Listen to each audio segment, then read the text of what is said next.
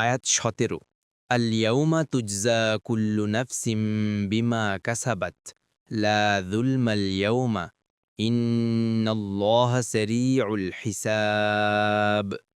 অনুবাদ: আজ প্রত্যেককে তার অর্জন অনুসারে প্রতিফল দেয়া হবে। আজ কোনো জুলুম নেই, নিশ্চয় আল্লাহ দ্রুত হিসাব গ্রহণকারী। তাফসির: ১ নং ফুটনোটের বিবরণ, অর্থাৎ কোনো ধরনের জুলুমই হবে না।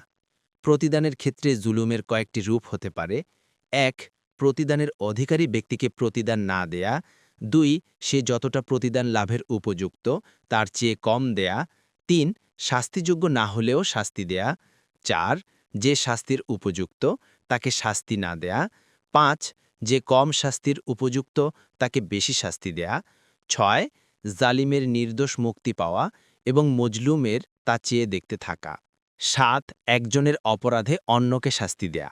আল্লাহ তাআলার এ বাণীর উদ্দেশ্য হচ্ছে তার আদালতে এ ধরনের কোনো জুলুমই হবে না। এক হাদিসে এসেছে রাসূলুল্লাহ সাল্লাল্লাহু আলাইহি ওয়াসাল্লাম বলেছেন, আল্লাহ তার বান্দাদেরকে নগ্ন পা, খতনাবিহীন এবং নিঃস্ব অবস্থায় হাসর করবেন। তারপর তাদেরকে এমনভাবে ডেকে বলবেন যে দূরের ও কাছের সবাই তা শুনতে পাবে। তিনি বলবেন, আমিই বিচারক। সুতরাং কোনো জান্নাতি জান্নাতে প্রবেশ করতে পারবে না, অনুরূপ কোনো জাহান্নামী জান্নাতে প্রবেশ করতে পারবে না, যতক্ষণ তার কাছে কোনো জুলুমের পাওনা অবশিষ্ট থাকবে।